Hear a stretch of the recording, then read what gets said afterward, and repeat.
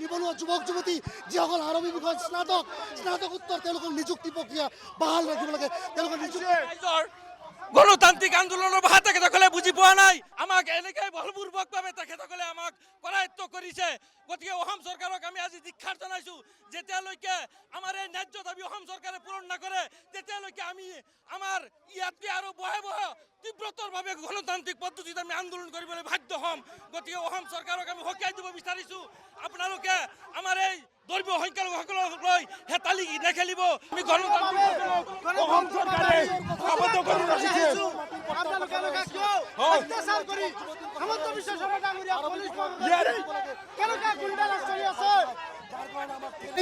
পুলিশে কৰবাত লৈ যাব আমি নাজানো, কিন্তু আমাৰ আন্দোলন আমাৰ দাবি এই দাবি যেতিয়ালৈকে চৰকাৰখনে পূৰণ নকৰিব চৰাঞ্চলৰ মানুহৰ পাৰ্টিৰ বাৰ্তা দিব লাগিব। আজি শিক্ষিত এৰাবিক শিক্ষিত নিবনুৱা যুৱক বন্ধুসকলক নিযুক্তি প্ৰক্ৰিয়া আৰম্ভ কৰিব লাগিব। অসম চৰকাৰৰ সাম্প্ৰদায়িক মনোভাৱ বন্ধ কৰিব লাগিব।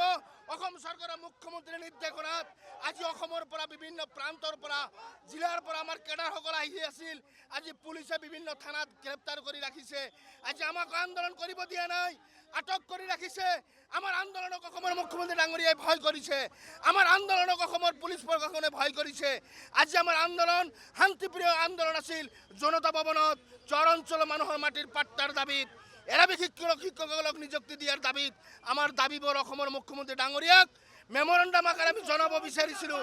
কিন্তু সাংবাদিক বন্ধুসকল আপোনালোকে আছে, পুলিচে কেনেকুৱা ধৰণে আমাক অত্যাচাৰ কৰিছে। যিমানে অত্যাচাৰ নকৰক কিয় আমাৰ আন্দোলন চলি থাকিব। আমি ক্ষান্ত নহওঁ, আমাৰ এই দাবী পূৰণ হ'বই লাগিব।